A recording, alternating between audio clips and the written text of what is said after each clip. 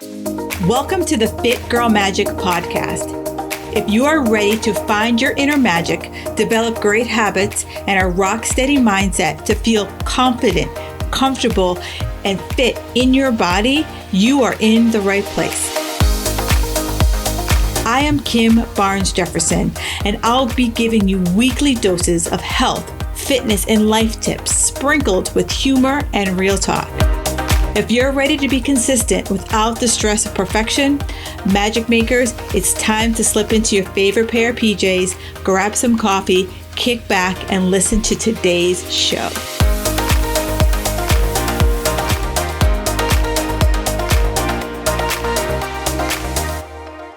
Hey, magic makers, have you ever felt like your hormones are this mysterious villain that has been ruining your life since you turned 40? And all you keep hearing about is like, oh my God, it's your hormones. Yeah, me too. But let's be honest with each other. Most of us don't really know which hormones are in the driver's seat, let alone how to support them. That is why I have brought the hormone expert and straight shooter, Becca Chilenkowski, onto the show, aka the Hormone Queen, and we are pulling back the curtain all about hormones, what to do about it, why the eat less, move more formula is failing so many of us right now, the hormones you really need to pay attention to.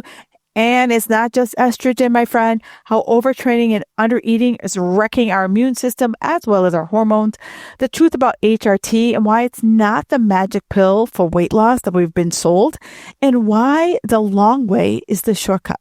And I know many people don't want to hear that, but we're going to talk about how we can fix this mess by playing the long game. And if you've ever felt like you're doing everything right and you're still not seeing results, girlfriend, keep listening, because now is the time to stop chasing the quick fix and really start to understand what the bleep is going on with our bodies. All right. As always, do me a favor, screenshot this and let me know what's one aha moment that you have taken away from this episode. Hey, Magic Makers, it's this week's iTunes review. Amy W. Fitness says, Kim knows her stuff. Keeps it real on all levels. 5 stars. Awesome podcast series on relatable topics that women deal with. Kim's advice, along with her sense of humor, is what everyone needs to find their fit girl magic. Well, thank you so much, Amy W. Fitness. That warms my heart. If you haven't yet left your review, please head over to iTunes or wherever you listen to your podcast and hit rate, and then hopefully it's a 5-star hint, and leave me a review. Thanks. All right, Magic Makers. Today, I am really excited about this conversation because so many people say over 40, their problem is hormones. And if you are watching the video, you see me air quoting because so many of you say hormones, but I don't think you fully understand what that truly means. And, it's more than just our estrogen, progesterone, and testosterone. There's so many drivers and players that are really running the show at this age. And so I have Miss Becca Chilenkowski, who is here to really help us understand hormones and actually the hierarchy that we have to really start chipping away at that if we ever are going to try to, I'm going to say win the game, but I know that there's never any winning. This is like an evolving situation, kind of like peace in the Middle East. So Becca, welcome to the show. Thank you so much for having me. Super excited. Yeah. Oops. Sorry. My world revolves around reminders because I have time blindness. So if anyone else has time blindness, you're being seen right now. I have never heard that concept before, but I love it already. Well, I didn't know it was a thing until, you go on the gram and you could diagnose yourself for a lot of things. So time blindness is one of those things that I saw that people like, you just don't, you know it's time, but you don't know what time it is, or like how much time has passed from when you did something to the next thing. I'm like, oh my God, that's totally me. And if I don't set an alarm, I could have been sitting here at my desk doing nothing, and I'm like, I have something, but I don't know what it is. And then 3:00 comes around, I'm like, oh crap, I missed that 1:30. So time blindness. But now let's get to hormones. Yes. Let's get to hormones. So, so many women feel like they're doing everything right? But the weight is just like holding on for dear life. So how much of that struggle comes down to hormone And how much of it is more about the eat less, move more that we've been drilled into our head for decades. Hey, Magic Makers, before we dive back in, I've got a question for you. Do you ever feel like you're ordering a margarita and you're going to tell yourself, damn, I am going to be off track for the next week? Like one fun night is going to somehow cancel your progress. Girl, just know that mindset's just got to go. That is why I created the Guilt-Free Alcohol Guide, your free pass to sip smarter without the spirals and the guilt. Whether it's a wine night, brunch mimosas, beachside cocktails, this guide shows you how to enjoy your drinks without wrecking your health goals. It's quick, it's fun, and it's going to turn everything you ever thought about alcohol and weight loss on its head. So if you're ready to stop choosing between your results or your real life, this guide is for you. So go over to the show notes and grab the free guilt-free alcohol guide right now, because the only thing you should ever feel after a glass of wine is satisfied. Yeah. So anyone that wants to argue eat less, move more, I have them try to explain a type 1 diabetic to me. Because type 1 diabetics can eat 6,000 calories a day and be losing weight, because it isn't just about calories in, calories out. It's about your hormones. And it's not just about your sex hormones either. It's about the other hormones that then influence your sex hormones, like insulin and glucagon and your adrenal hormones and your thyroid hormones. And I talk about how there's kind of this hierarchy of hormones when you go to address them, because there's so many people out there shelling out money for HRT, hoping that it is going to be the answer for them. And they feel worse or they feel no different, because they haven't addressed the upstream things that are then affecting how those hormones are acting in your body. Same thing with GLP-1s, Right. Our practice, I think they can be an amazing tool for certain people in proper dosing. They're being largely abused right now. But when you put in an insulin or glucagon support, you're not just affecting those hormones. Like, hormones are this big web, and you pull on one, you're pulling on all of them. It's just, I feel so bad, because so many people, especially the perimenopause age range, is just gaslit.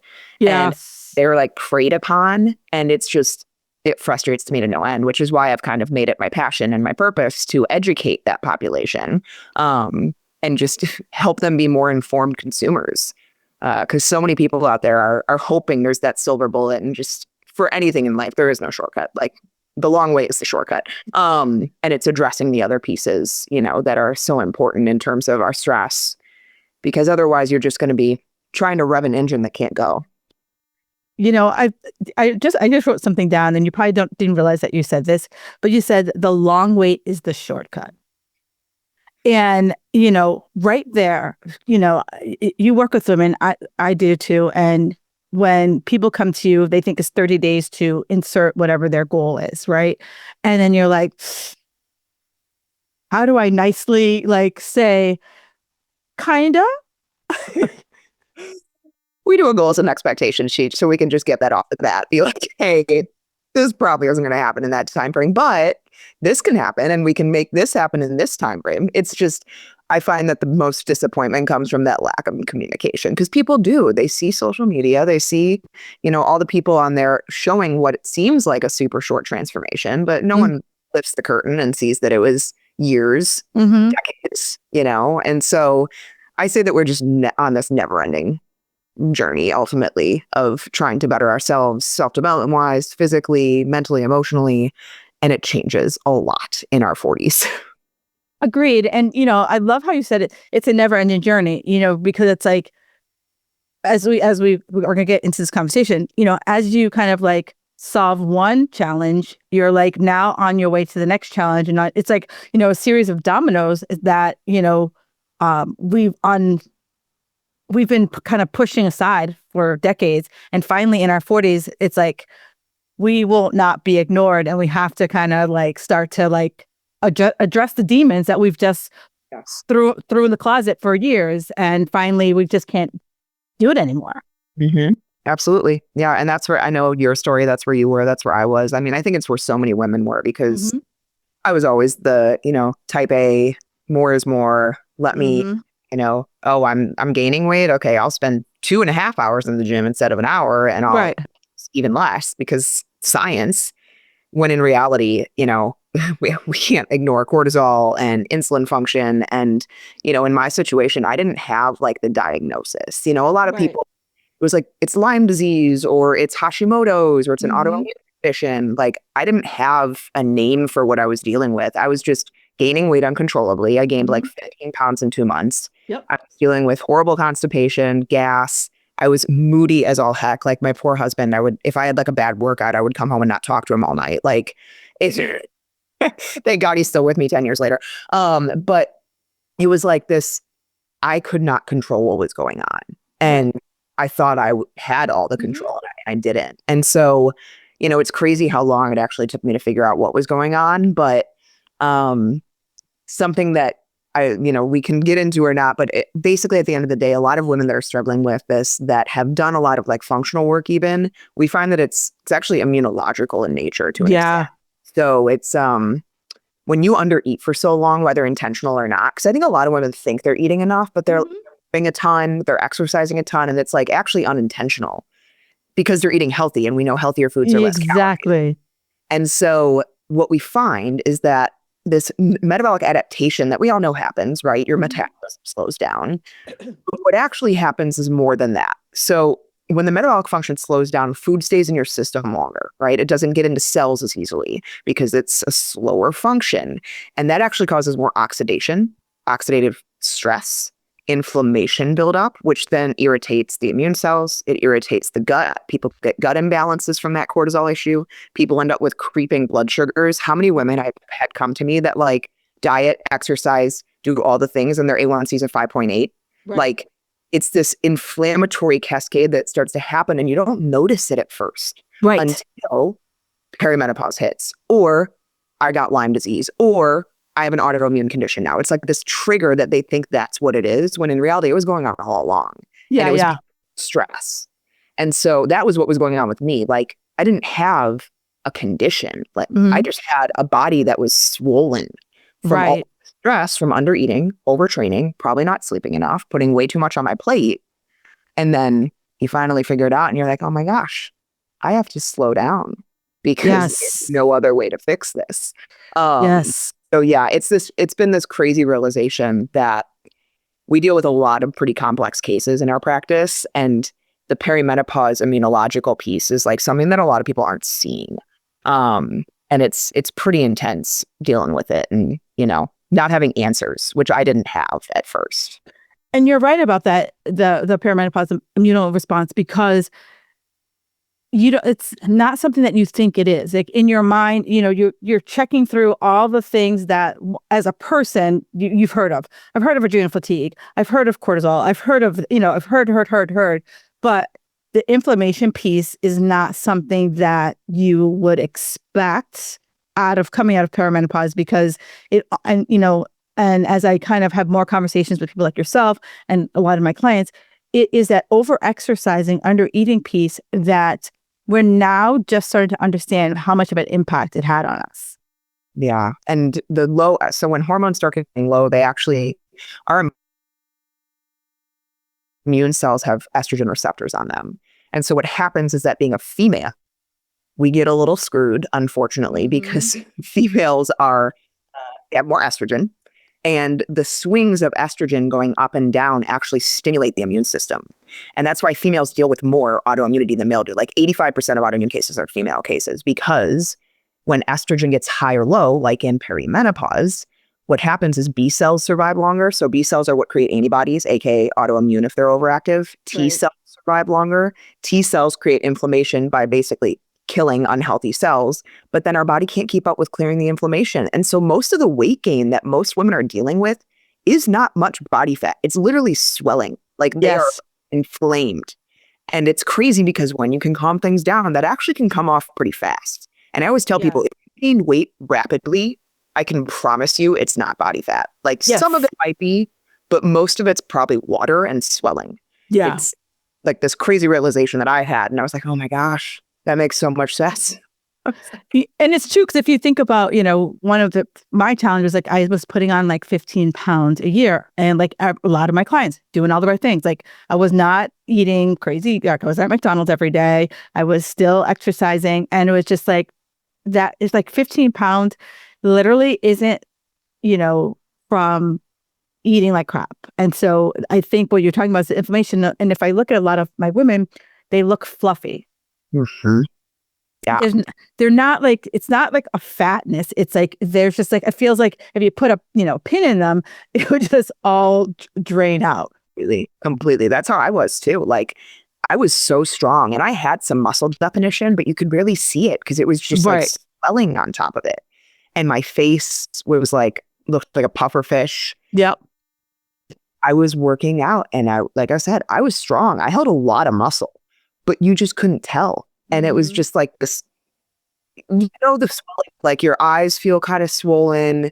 You feel like, your rings get a little bit tighter. And again, it happens slowly for most women. Yes. It's like you said, at the end of the year, I'm 15 pounds heavier.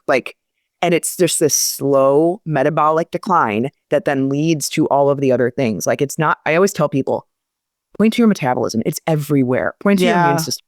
Everywhere. Like we're not talking thyroid. It might be a part of it, but like it is your entire physical being that has been abused by this chronic stress. And those type A go-getter females are like the top of the list that deal with it. Yeah, for sure. Because it's, you're like, I just have to work harder, more willpower, more discipline, more motivation, like all the more versus I need to sit my ass down. Like that is like the biggest challenge. I'm sure you face it too, of just being like, can you give me 5 minutes of just sitting down? And you might as well act. Yeah. I have to gamify it for a lot of my females. I'm like, hey, here's your checklist that then you feel like you're doing something. You can check it off the box. But like, you're going to go take a 1-minute cold shower this morning and then you're going to deep breathe for 5 minutes. And I need you to do both of those. And it's your workout for the day. Like, that's what we're doing. Because and it counts. Then you feel like you're accomplishing, right? We need to feel like we're checking the box when we're that type of personality.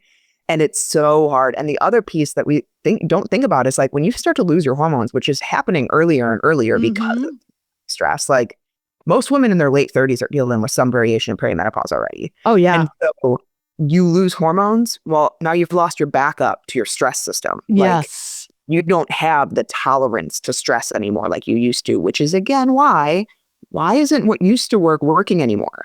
Because your physiology is changing. Like, and we can't just add more hormones because guess what? A lot of people do is they just burn through them. And then either you don't feel any better or because you're metabolically unhealthy elsewhere, you put in progesterone, guess what? Can make blood sugars worse. It can make you swell more. You can retain more water. You put in estrogen, well, you can be dealing with worse symptoms in terms of like breakthrough bleeding or uterine thickening, all of these things that are not a sign of just the estrogen. It's like there are deeper things going on that's allowing for this to happen. And now you've added fuel to the fire. And so got to fix the foundations first. Like you have to address the upper stream things to be able to allow for a better environment for HRT to take place. Right. And so, if we were saying that, hormones have a VIP list, who's the first person in? Like, who is the Taylor Swift or Beyonce that's going to get into the club first? This might be really surprising for some people, insulin. Yeah. So everything is metabolic in nature. And I think a lot of women don't think that they have blood sugar issues because they've had a fasted blood glucose level that's like normal. It's a snapshot in time. It's a picture. Get an A1C, get a fasted insulin. And I have most of my clients track their blood sugars at least a couple days a week to see how are they handling 2 to 2.5 hour postprandial. What are their blood sugars looking like? Because most females are not maybe pre-diabetic. We're not looking at like 120, 130. We're seeing low 100s, high 90s, which again isn't diseased, but you're inflamed. Right. Because that blood sugar is hanging around a little bit longer and you're on your way to chronic disease. Things like that don't get better on their own. And so it just seemed to get worse. So insulin for me is like the number one, because again, if we have cells that are unhealthy and inflamed, it doesn't matter what hormones you add. They're not going to hear it. Your cells are like, I'm not letting glucose in. I'm not letting anything in. And so you can take the HRT, you can take the adrenal glandular, you can take the thyroid medication. It's going to make it worse. And so I always say, like, metabolically, you have to be healthy before you go on this HRT, or at least work your way there and have it be a tool alongside it. And so if someone's listening and they're like, it's me, I have the inflammation. What's one step that you would recommend that they would take to, help start to deflate? Just one. Okay, multiple. I was like, what's the most important? I think sleep. It's not my favorite because sleep is also multifaceted, and it's a chicken and an egg with insulin. Yeah.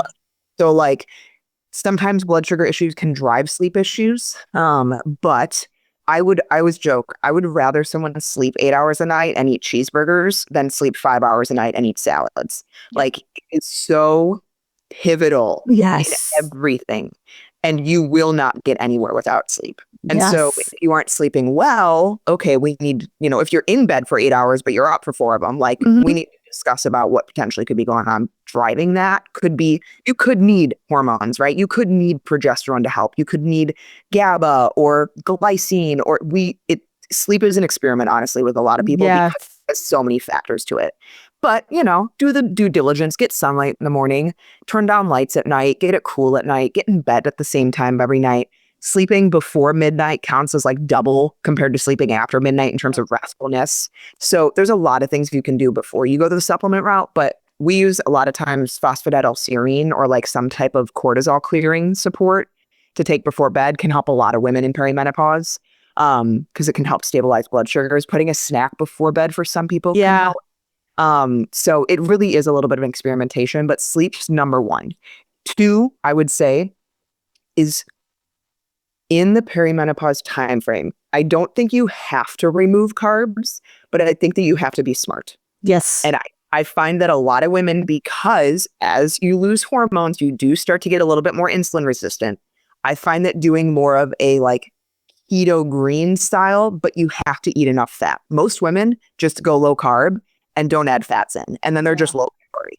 And so I'm like, track your food a couple days. Make sure that you're getting in adequate fats, like 60 to 70% at least of your calories coming from fats for a little while, and see if it helps pull off some inflammation. See if it helps kind of with your energy stabilization, because we know fats support our adrenals and our hormones. Yeah. So I think most women probably just undereat because they think like, oh, I am low carb. And I'm like, where are you getting your calories then? Like, are you just eating protein? Because that's not going to be helpful in terms of any type of energy source. So I typically go a little bit more high fat, lower carb, and your carbs are coming from fruits, vegetables, all the fiber rich things. And it's funny that you say that about the protein, because I see a lot of people, that's starting to get, more accepted by women about the protein. But I also see the protein being more bars, protein cookies, protein, all the other bullshit protein foods versus I had chicken, I had eggs, I had, beef, so, what are your thoughts about the quality of the protein that you get? Like, I'm not anti-supplement. I know that you guys have busy, but if you're just trying to hit the number by stuffing in these faux protein things, then I would rather you not hit the number. You're also probably super gassy and bloated when you're doing that. Like, it is just, those tend to have so much added fiber that's not easily digestible by the body too. And then we get it in the name. They're supplements. They should not be the main course. They should be supplemental, right? And so, yeah, it can be kind of hard to get 120, 140 grams of protein from like straight chicken and beef and eggs. We get that. And so, sure, you can supplement with a protein source. I typically try to go, like a beef collagen or like beef isolate type protein, just because some people do not tolerate whey or dairy very well. Make sure that it's, like a very isolate form of whey if you're doing it. But I use them occasionally, what I actually love doing is I'll mix them in with like a Greek yogurt, or I'll mix it with a chia pudding or something like that, to help bump up a little bit here and there. And I use them too. But again, it cannot be your main course, because also they're not as beneficial as an actual animal source of protein. Like, they just aren't. It's just too many additives that end up, for a lot of people, causing a lot of GI irritation. So I also don't trust the supplement industry. It's a wild, wild west. It is the wild, wild west. And it's like, you got to kiss a lot of frogs before you find the prince of the supplement. But you did talk about something that I feel like, now that I'm going to mention it, it's going to pop up on our social media so much: cortisol, right? Like, back in the 90s, the villain was fat. Then it was carbs. Now the villain is cortisol, right? So is, cortisol truly the evil witch that it is meant out, brought out to be? And does every single person like cortisol? It's running after me. Try living without cortisol. You'll die. Yeah. Like you will literally die. And it's anti-inflammatory in the right amounts. Cortisol is meant to give you the vibrant energy in the morning, right? But what women are doing, what are we doing? We're waking up. We're either running to the gym at 5 a.m. or we're having a cup of coffee as soon as we wake up instead of letting our natural cortisol increase and rise. And now you get the 2 to 3 p.m. slump because you jacked cortisol up artificially too early and now you have no energy later in the afternoon, right? And cortisol and melatonin are supposed to alter each other. They're yin and yang, right? So you aren't sleeping. You blame melatonin, blame the cortisol first. It's a Goldilocks, like every hormone. I think everything in health is a bell curve, right? Yeah. It's literally like some of it's great, too much is not good, too little is not good. And so when it comes to cortisol, let it be your friend. And the way that I look at stress is kind of like a soundboard. You cannot jack all of the dials all the way up all of the time. And so, okay, if you're in a really high stress, busy season at work, guess what's not going to be high stress? Your workouts. Guess what's not going to be high stress? A calorie deficit, right? And so we try to alter when we can push and when we need to pull back and where those things are, right? And so that's how I try to look at cortisol is like, we all know, you have your rest and digest, your fight or flight. Imagine you have 100 coins to give to each. All of the coins go to the fight or flight. Everyone does that. Like I have PTO meetings. I'm on this board. I have my job. I have my kids. I have my husband. I have all the things. I have myself. I got to work out. I never rest.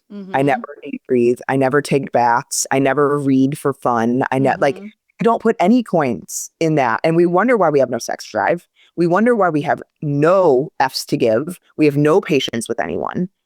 It's because you don't balance the scale. Yeah. And also why you're dealing with all of these issues, right? And so you can have cortisol. You need cortisol.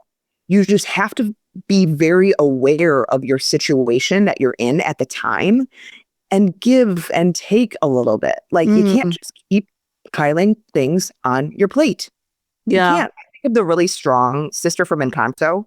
Do you remember that song where she's like has all the stuff piling on her? That's what I think about with women in their 40s and 50s. Just keep adding things on. And it's like, you can't do it. You're going to get caught. Especially, we talk about the A++ people. And so it's like, I want to be seen. Like my identity is all about, oh my God, Sharon can take on so much.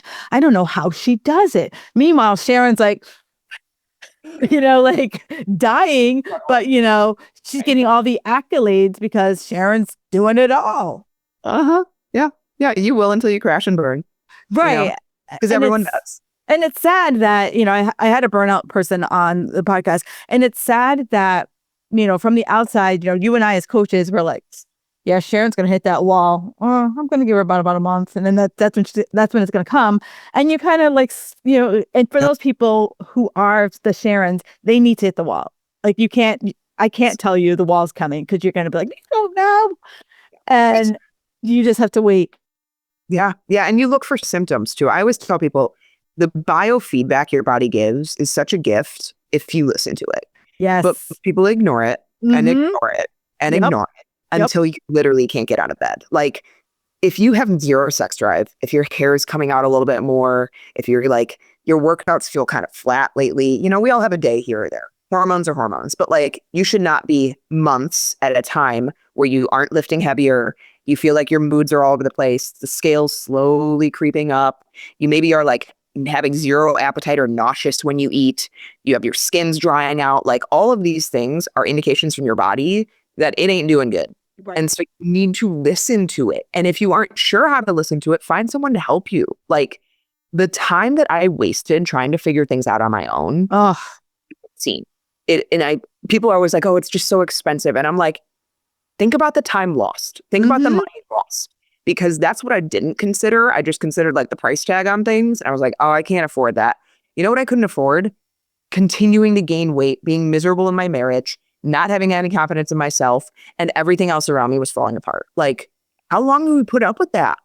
And it's like you said, people have to hit a wall or a rock bottom, which is really sad. But I try to voice this as much as possible in terms of, I see you just looking at the price tag. Look at what you're missing. Look at what you're losing, because that's so much more valuable than any cost of a program or a coach or a mentor. Like, best thing I ever invested in my life was my health. And it's funny because, like, as you say that, I had a woman on the show, God, probably like 3 years ago, and something that she said just like has stuck with me forever. It's like, we don't hear our body whisper, but we hear it scream. And it's like, the little whispers that, even you and I go back in our, career, we're like, oh yeah, I remember that one. Yeah, that was definitely a whisper. Yep, that was definitely a whisper. And we were like, oh, I'll take care of it, or I'll take care of it, or Dr. Google will help me. And, nowadays with Dr. Google, I feel like I got everything. I could have adrenal fatigue. I could have cortisol issues. I could have, hell, I could have it all. I could have a multitude of things if I Google enough. And I see these women when they, probably by the time they come to me, they're like, well, I've been working on insulin resistance, and then I've been working on this, and then I've been working on, I'm like, can we work on one thing and see what's going on? I did a genetics review because we do a lot of genetic testing with our clients. I did a genetics review yesterday. The person that came in to do it with me was on 33 supplements. Oh, Lord.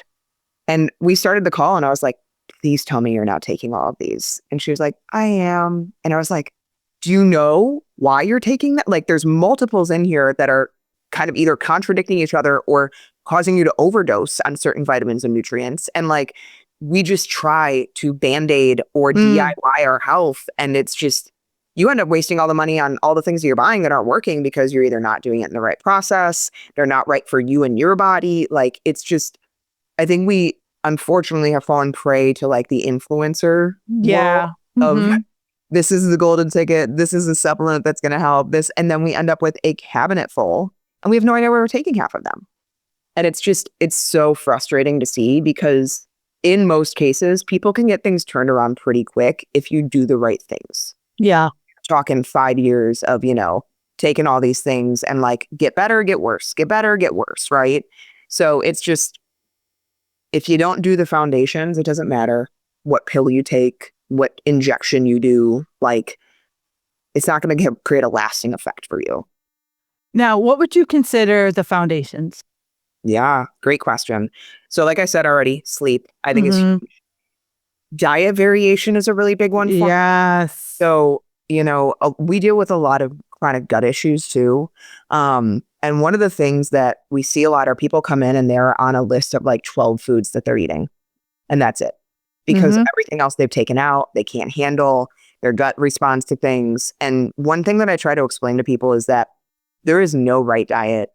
Yep. And if you do the same diet for too long, you're going to create an issue. Yep. Which is typically why people are like, oh, I went keto and I felt amazing, but then 6 months later, things were back to where they were. Like, because it is about varying things. Yes. So if you've been stuck doing the same thing constantly, change it up. Like, if you've been in Mediterranean higher carb, go to keto, go to carnivore, go to, macros, whatever, but continue to vary it and have diet variation in there, whether it's weekly, monthly. I love cycle syncing for people because it's a great way to include consistent diet variation, like lower carb in the first half of your cycle, higher carb leading into your period when progesterone needs it, And so diet variation is huge for me. And there's a lot of great resources out there that you can find on Google that can talk through how to do diet variation.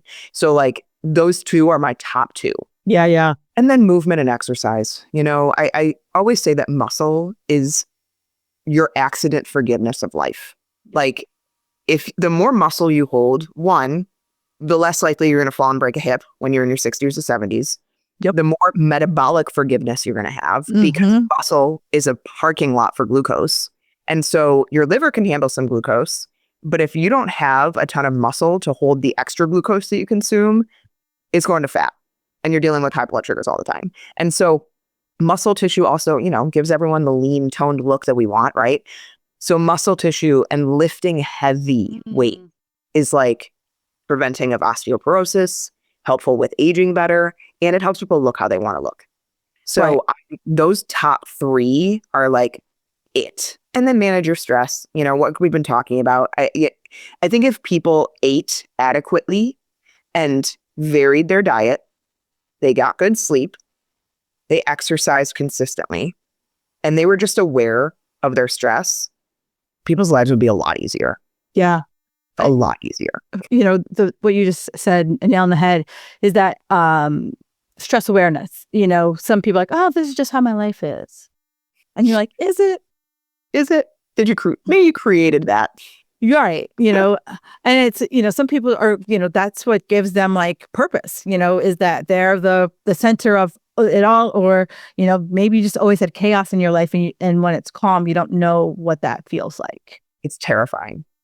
Yeah. So this is something that I've been diving into a lot more recently. It's called anhedonia, and it's basically dopamine numbness. And so because people live their life on 120 miles per hour for so long, their body gets really used to a really high level of dopamine. Yep. And so when they finally start to slow down, you feel like death for a while because you're getting back to a normal level of dopamine, but to your body, it feels like you have none. And so I warn people, like, when we start slowing down, you might go through a period of feeling worse. Yeah. Your body is finally, I give the analogy too of like running a marathon. Your body's going to figure out how to get you through it. But on the back end of it, you're probably going to have aches and pains. You're probably going to be exhausted for weeks afterwards because of how much you have revved the adrenal, thyroid, all of these systems in the body that are now finally able to calm down. And it's like, we know what adrenaline will help us get through, but on the other side of it, you feel all the little, anyone ever like broken something in a really high stress situation? You didn't even feel it, but then 2 days later, you can't walk, right? It's like the body gets you through things because it has to. Right. But when you finally allow it to slow down, you might not feel better right away. And that's okay. It's part of the process, but it's because your body's basically having to adjust all of its receptors and how it experiences dopamine, because we know how dopamine makes us feel, right? It is really hard, but that's something that I've been seeing with a lot of people, and something that I warn people on too, of like, it gets worse before it gets better sometimes. Not always, but in a lot of these cases where females have done everything all the time, you've numbed out some of those dopamine receptors. You created an addict, basically. Oh God, yeah. What addicts go through. Right. It's kind of one of the reasons why people are addicted to the scrolling. Like, it's like, I can keep here and I can get these like little mini hits. And, it's hard for me to not want that hit. Yeah. It's, we have too much of it today. There's too many instant gratification things to pay. Yeah. It's a real problem. And we're seeing that, right? Like the rates of ADHD and all the kids that can't hold a conversation, and mental emotional disorders on a rise. Like the comparison game is so real. And I for parents today, like raising kids, I am like, I pray for you, because there's just the distraction nowadays. Like distraction for us was go to your room and read a book. That was distraction. But now it's like, the comparison that like all the things that people have, and you're just like, oh.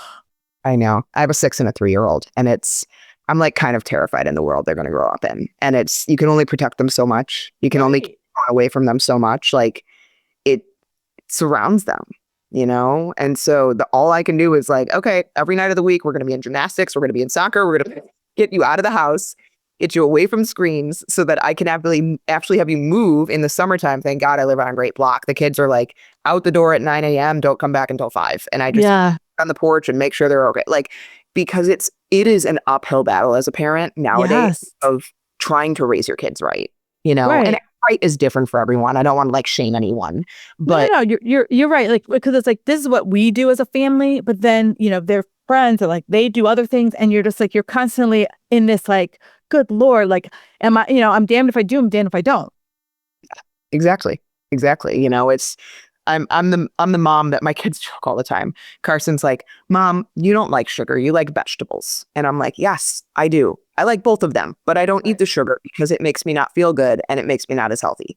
And so like, I also don't want to create food fears with my kids and like eating disorders, but I don't want to leave them misinformed. No, it's not okay to eat a Kit Kat at 7 a.m. today. Like, we're not doing that. We're going to go have, honestly, I give my kids protein bars sometimes, or protein shakes, because it's a way to get kind of like a little bit better of an option than, the sugar-laden granola bars that most kids eat or whatever it might be. And so, you got to just find what works for you as a parent, but it is hard.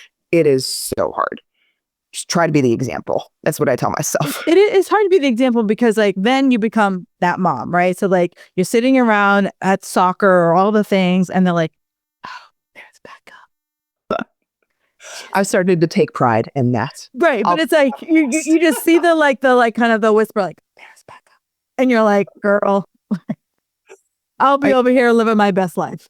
Exactly. That's how I've been. Like, I've done so many things in this past year that I'm just like, screw the world. I'm going to do what makes me happy. And I am happier now. And like, my husband's even like, are you okay? I got hair extensions this past year for the first time ever, which I've never done before. And they instant gratification, like so much happier. But, you know, there's the judgment of like, it's fake. And my husband, we were out to eat the other night and he's like, are you okay? I feel like you've been doing a lot of like changes lately. And I was like, I am more than okay. I am so happy. I'm living my best life. I'm healthy. I'm working out. I'm eating well. Even if it's not what everyone else says, I'm just going to keep doing me. And it is hard because you do have to keep blinders on in a lot of life and not, you know, stay off social media sometimes, not go to the get-togethers that, you know, in a lot of situations are like fake friends and all of those. I always say, I only have a small list of friends, but yes, what I need.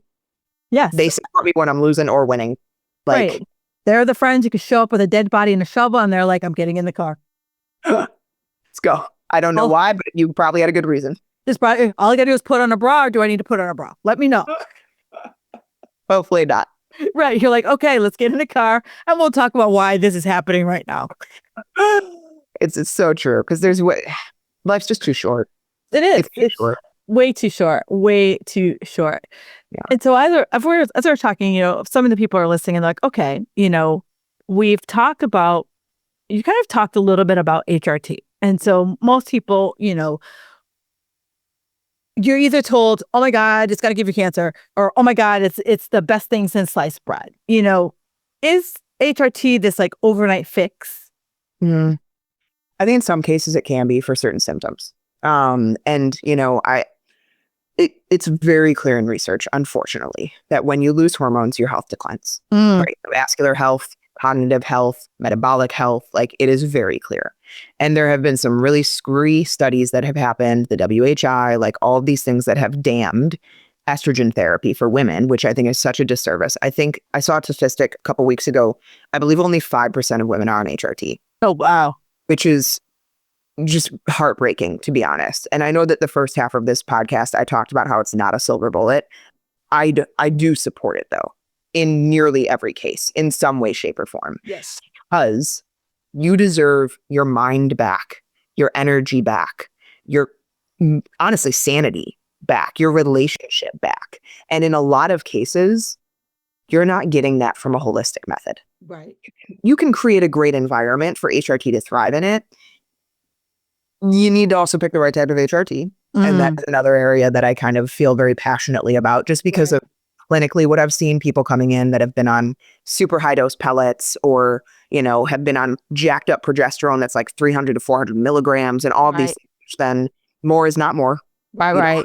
You don't need to just come in with a hammer on hormones. We don't need to have levels like we did in our, you know, teens and 20s. And so I think that it can be extremely helpful. And I'm all right. I'm 37. I'm already on progesterone. Like, because my cycle started shortening a little bit. Yep. I had a history of overtraining, undereating, high stress. My body doesn't handle stress as well. A tiny bit of progesterone has helped my cycles lengthen out again. They've helped improve in terms of PMS and bleed. Like, I didn't take a ton, but the sooner you get on it, research shows, the better the outcome. Yes, for sure. I don't think women should have to lose a cycle before going on HRT. Right. And I feel that what you're saying is, you know, if I was a 35-year-old woman and exactly what you said, I have a history of overtraining, my period is starting to get a little wonky, and I went to my doctor and I said, you know, I think I should start on progesterone. What would 9 times out of 10, your doctor would be like, you're too young. You still have a period. And honestly, in most cases, it's getting better. But in a lot of cases, they won't even give it in menopause. They just give they give unopposed estrogen, which, okay, you want to talk about influencing cancer cells. It can, if you don't have opposing progesterone to help. And so I am, you know, estrogen doesn't cause cancer, it influences it. Right. And again, we're looking at the terrain, right? What is the terrain of the body? Are you metabolically unhealthy? Are you stressed out? Do you have an environment that cancer is going to thrive in? Then we need to talk about that first before we put ourselves on estrogen. Right. It's not going to cause cancer, but if you have an unhealthy environment, there is a higher chance that it could influence it, right? And so we never put estrogen in without progesterone. I typically always put progesterone in first. Right. And always start low because you can always increase. Yes. And as you're saying, I think most women don't realize that hormone therapy is a guessing game, right? Because it's like, it's a snapshot. Like, if I take a blood test, it's always a snapshot in time. So today, everything could be great. Tomorrow, not so much. The next day, I could still be in a trough, and then I'm back up to the top. So it all depends on how wonky my hormones are, and you might not, they might not get it right the first time. You might be on a patch one time, like, yeah, the patch isn't working. You might be on a cream. So it's going to take a few rounds of kissing some frogs, but at least you have to have the open-mindedness that this is an experiment, that you're trying to relieve what you're trying to, we're trying to get relief. Yeah. I have kind of like my rules of HRT. Always add one at a time. Yep. Do not add multiple hormones at once. Start as low as you can and evaluate for at least a few weeks before you decide to increase.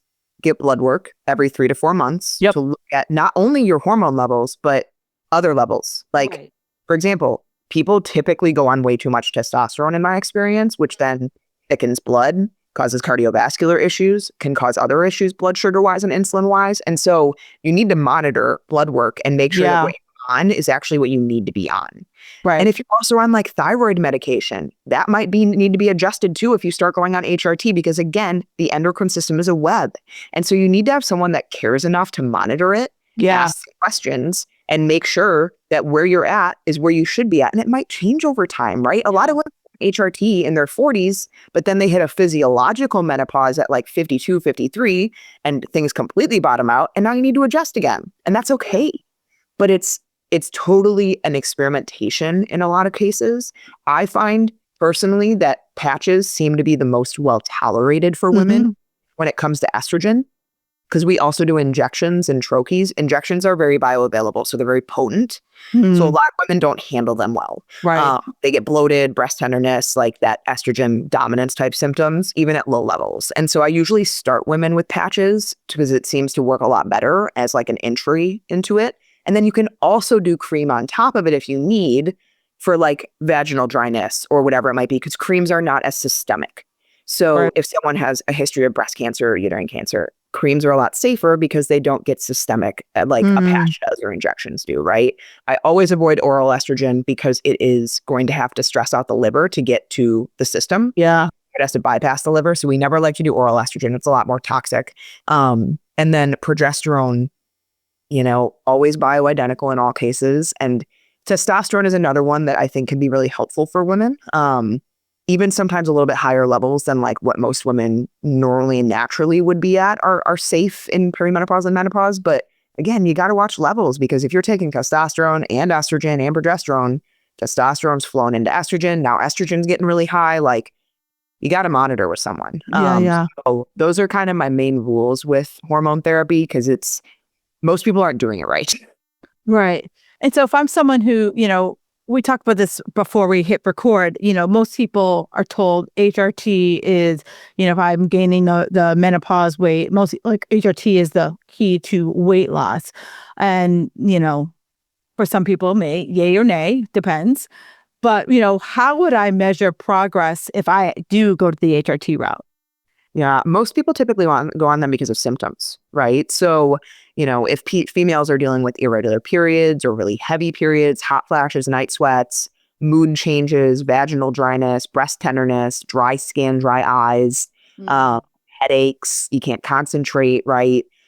Zero sex drive, can be estrogen or testosterone in some cases. So like can't sleep, a lot of things going on. And so again, why I always do one at a time, because you want to see like, is this helping that symptom? Yep. I like to use HRT, 1, for symptom relief. Right. 2, for just longevity and health long term. And so you basically just need to get to a dose that like helps relieve symptoms and helps bring biofeedback and biomarkers into a range that you want them at, right? You know, the cardiovascular health, the cholesterol, the thyroid, all of those pieces, the blood sugar and the insulin. You want to be looking at all of those things to make sure that you're at a level that's positively influencing those things. But yeah, HRT is not a weight loss drug. It's, you know, estrogen can help with insulin sensitivity in some cases, but you add estrogen to a metabolically dysfunctional system and you might gain weight. So yeah, foundations, right? You can't ignore them. You can't just take it and hope that everything goes well. So yeah, you definitely want to watch for symptom relief or, you know, overall health improvement when you're taking it. Right. And, you know, we talked about like, you know, estrogen, progesterone, and testosterone, and how that's usually the kind of like the holy trinity that people are prescribed. You know, does this help support the stubborn belly fat, or is this more about just mitigating symptoms? Yeah, it's a great question. You know, I have worked with clients that have tried lots of different forms. The clients that I've worked with, whether part of me is like they might just be really more complex cases. None of them, we put in HRT and immediately they started losing weight. It helped with a lot of symptoms that then in turn allowed for them to do other things easier, which then helped them lose weight. I have heard stories of females that like they went on progesterone and dropped 10 pounds, or they went on, you know, and so like I haven't seen that. I disagree that it might be happening, but in my experience, it has helped them do other things, or it's helped alongside other things to get. So, you know, this is what my takeaway is based on your conversation, that, you know, there is no silver bullet. There is no slam dunk. There's a yin and a yang. And as, you know, we kind of started out this call, that there is a hierarchy of like, you're going to ask people, are you sleeping? Well, before I even touch anything, we're going to work on that sleep part, right? Because if you're not sleeping, it doesn't matter if I give you whatever, you're still going to like feel like crap because you're not sleeping. So it's like, then we can move on to the next thing, where I feel so many people, because we've talked about type A, like, girl, I can handle it all. I can do it all. And you're just like, it's really hard to kind of like pull back on the reins and say, it's going to be slow. It's going to be a process. Here are the steps. And, you know, we do the steps. Yeah. Yeah, absolutely. I always say, right, like that metabolic health, that insulin, the blood sugars, top of the tier. Then you got to talk about adrenal function. Then you look at thyroid. Then we talk sex hormones. Like those are, and when I'm looking, either testing on blood work, looking at health history, looking at symptoms, that's kind of the order of importance. And you can sometimes have your hand in multiple pieces at once. Like you don't have to wait until the thyroid is perfect to add in sex hormone, right? But like, you can't just add in sex hormones when you're sleeping 4 hours a night, or you have zero cortisol, or, you know, whatever else upstream is a disaster. And so that's kind of how I look at that hierarchy and that order of importance, and those pieces that have to be part of that foundation, the sleep, you know, the exercise, the stress management. I would say, not that I feel like I should have to say it, but I'm going to, is hydration. I think most people are like dehydrated. Oh, for sure. And so, you know, those foundational pieces are never not going to matter. People don't talk about them because they're not sexy. And they're not talk about, but like they still matter. You still have to do them. So, you know, I try to explain it in that sense of, think about your hierarchy. Are things in line, right? Or are you trying to do too much with that, you know, sexy sex hormone stuff, and we're not doing the other pieces that are far more important. Right. And I'm going to ask you this one last question. So when you talk about adrenal, and, you know, one of the big kind of like buzzwords for a while was adrenal fatigue. And then you have one camp that's like, that's a buzzword. And then you have one camp that's like, no, that's for real.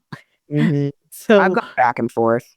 Yeah. You know, and like, it's a functional thing. If you go and ask a conventional doctor about adrenal fatigue, they're going to say it doesn't exist.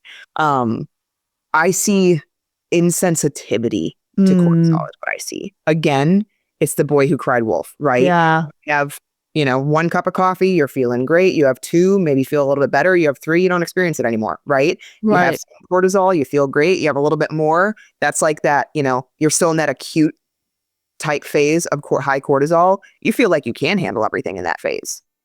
Too much of it, your cells are going to turn down the sensitivity to it. They're going to turn down the volume. And cortisol might still be up here. Your body just doesn't experience it like that anymore. It can't hear it like that because it's unhealthy for it. And so I see in a lot of cases, I do see bottomed out cortisol. There are times where I'll get a Dutch pack or I'll look at, blood work, and we do have completely bottomed out cortisol. And that person is in a complete depleted state of adrenal function. But you can regenerate that. Like it's not a chronic condition unless you allow it to be. So whether you call it adrenal fatigue, whether you call it cortisol insensitivity, whether you call it, bottomed out adrenal function, like they're all the same thing, but they are a state of being that does not have to be your chronic state if you do something about it. So same thing with hypothyroidism. I have someone that's like, I've been hypothyroid since 1996. And I'm like, I'm sorry. No, you haven't. You were in a hypothyroid state that we never actually fully resolved. And now you've probably burned out your thyroid function. And now you might be hypothyroid. But all these things, we hold on to those diagnoses, those names, because it allows us to probably feel like I have an answer for why I feel like this versus I need to take responsibility and do something about why I feel like this. So, I have some controversial opinions on some things, but I think adrenal fatigue it's a name for a situation that does exist. Right. Whether you say adrenal fatigue is an actual medically recognized term, no, it isn't. But I think it exists. Right. Yeah, I agreed, because you're right. If I ring the doorbell of danger enough, eventually it's going to be like, it's ding dong ditch, so I'm not going to do anything. I don't want to answer the people that are trying to sell me something. Right, exactly. It's the people trying to sell you Cutco knives. They are great knives. They are great knives. And, it's funny. I have a friend who has Cutco knives, and he lost one. And he goes, they used to ring my doorbell like 20 years ago, like every 3 months. He's like, no one has rung my doorbell. And I was like, can't you just go online now? And he's like, it's not the same. Oh gosh. Yeah. I always, my office window looks out to like our front walkway, and I'm like, oh, okay, I'm not going to answer that. Right. You're like, I don't know you. You're not FedEx. So after you're not my Amazon driver that comes 3 times a day. Yeah, exactly. So no. So Becca, I ask everyone one last question. What's one thing that makes you feel magical? Oh, that's such a great question. And that's so hard to answer. Yes. I was actually writing in my gratitude journal this morning. I'm going to give two quick examples. One, when I wake little babies up in the morning and they're like joy and smiles in the morning, there's nothing like it. Because that's what I wrote this morning in my gratitude journal. But 2, helping women become more informed consumers of their life. I give so much on my Instagram, and I'm in my DMs. I'm voice memoing people, like, tell me more about this. What's going on? Like, truly because I want to help. Yes. Yeah. I charge people for a service because I can't be broke. But like, I really do just want to create more information for women to help them understand how to navigate life, because it's hard out here for a woman. Like, there's some crazy stuff that goes on with our bodies that unfortunately is not very well known. I think it's getting better, but being able to have that like aha moment for a female when I'm talking to them or helping them or, transforming of a life, it's the best feeling in the world.